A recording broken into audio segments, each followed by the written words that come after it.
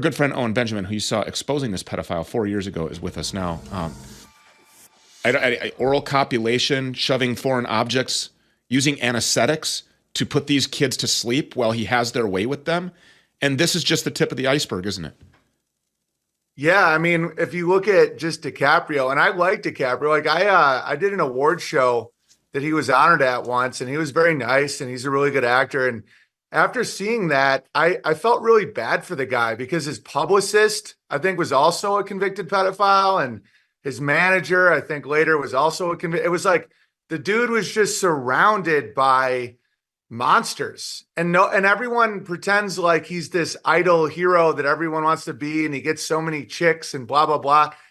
He obviously has a hard time getting married, has a hard time having a family. He seems pretty broken to me, even though people just want a mansion and a Bugatti, so they don't see it. And so yeah, I've been calling that out for years and years, and of course I was called an anti-Semite and all that stuff, and these videos were taken down off YouTube because I always go with what's right in front of people. I'm not even saying anything that's debatable. It's like they do these fetishes in their movies. Like when you look at Steven Spielberg's history and you look at some of these scenes with like a dinosaur sneezing gooey liquid all over a kid's face, or like, it's really dark. And I just am pointing it out, and I actually have compassion for Leonardo DiCaprio as a human being and not as like a celebrity idol, because his childhood was awful.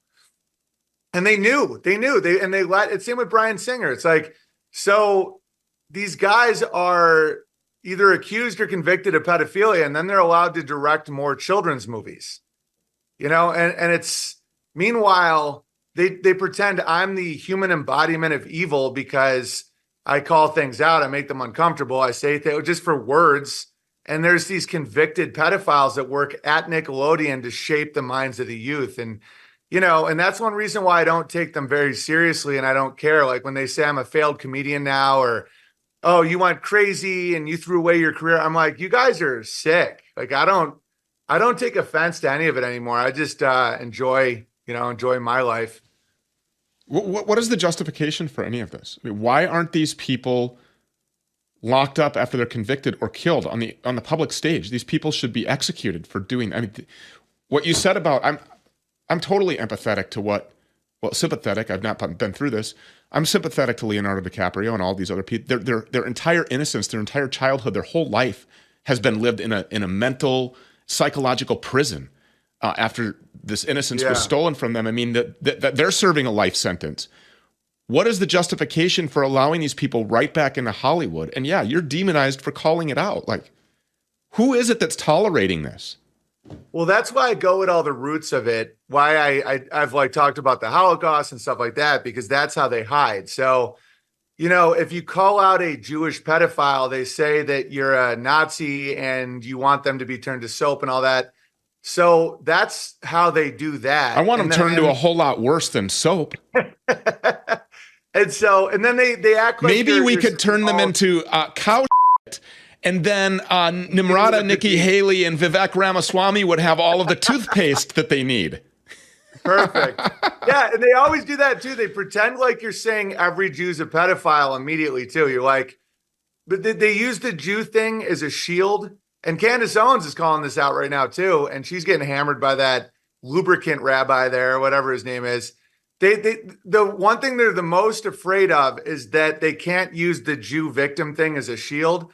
And the way they get the kids is through the greed of the parents. So it's like, it's just greed. It's like, so it's kind of like any mafia where if you're paid off or you want what they have, you stay quiet. And so unfortunately, they go after a lot of kids with single mothers who, just like anywhere, just like pedophiles anywhere, it's like they target kids without a strong male in the family, and they don't have morality. So if you just give them money, shut up, Danny, and do what they say. You don't want to embarrass us. It's like it's that. And so a highly moral family with a father and a community, it's really hard for these people to predate on anybody like that. But with these like Leonardo DiCaprio comes from a very dark upbringing. It's very like troubled, and that's who they go after. Yeah, and it wouldn't have been troubled had this Peck not come into his life and had his Right. parents not been able to sell him off for 30 pieces of silver. Yeah, you want access to my son's hole? Sure, no problem. Just as long as the checks keep cashing. How many more people out there are there like this, Owen? And I mean, obviously it's incomprehensible and there'd be no way to like really nail down a number. But I mean, is this going on in the majority of Hollywood? And in order to make it into the big scene, you have to be willing to accept that this is what's going to happen to you as a child? Yeah, that's my theory. It seems like I don't know how many actual pedophile predators there are. There's definitely more than people want to admit. But one thing they definitely have is a majority of people that are willing to not say anything. And that's a huge amount of Hollywood. Because some people think that Hollywood is just like all pedophiles and all baby sacrifice and all this. No, it's not. But there is a surprising amount of people that, if shown that, don't say anything and act like it's good for money. And so that compliance is the real evil of Hollywood, because the amount of pecks, I don't even know how that can even be possible that wants to drug a preteen and rape them. It just, I don't know, maybe I'm naive, but I have a really hard time understanding that believing that there's a lot of those, because it just seems so horrifying. But what there is people that hire him, people that work with him, people that know this and don't say anything, people that let him have a kid to run lines with by themselves and they don't warn anybody. And that is the banality of evil, the cowardice of evil, which is definitely there and in a lot of institutions. The sound guys and the stage hands and the camera people that know that Peck is taking DiCaprio back into some room somewhere or on some bus or something and having his way with him, and they're just keeping their mouth shut so that they can keep their paychecks. Yeah, and that's why they want everyone to have a vice, where it's like mine. I used to just like drink and go out a lot. And so, because that distracts you. So that's why they don't promote anyone that doesn't have a vice, whether it's drugs, women, alcohol, greed, whatever it is. Because then you won't ask questions because you're busy doing your stupid thing. Like you don't want to be caught for just trying to hook up with chicks. And so that's why sin blinds everybody. That's why they push so much pornography, because like even pornography, you're watching pornography and you have that kind of addiction. Like you're not seeing things. You're not looking into other people's situation because you're like just weak and hiding yourself, Yeah. Part of the Extreme Accountability Tour is we're going to have burn barrels. We're going to do that. We're going to ask everybody in every community that we're going to or wherever they're coming from to go into the school libraries and public libraries and get all of the pornographic grooming filth off of the shelves and bring them. Do you know how empowering that's going to be for people? I've done We're it. Just gonna I've done burned books. And how does it feel? I mean, it has to be the most liberating feeling ever. Yeah, it's great because it's a big spell that every book is sacred. And so when I first had kids, people were sending my kids,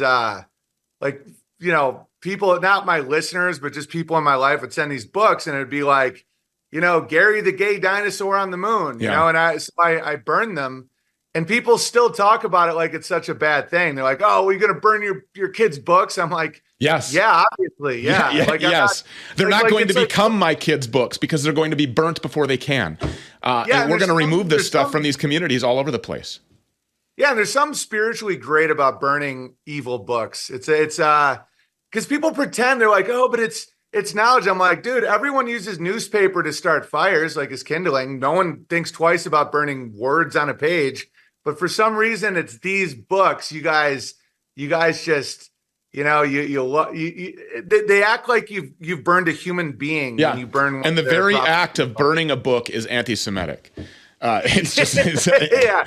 They're running out of runway, man. I'm like, they've overshot the runway. Yeah, I know some Jews that are good guys, and I do feel for them because so many, like, anti-Semitism means nothing now. It's fake. And it not only nothing, it means that you're against evil. It's like it's this full circle where you're like, yeah, I don't think you should have sex with a dead dog and they're like, oh, you're anti-Semitic. It's like, what? They got to seriously rope that back and rebrand. Yeah. Time for a rethink on this claiming to be a Jew thing. Yeah.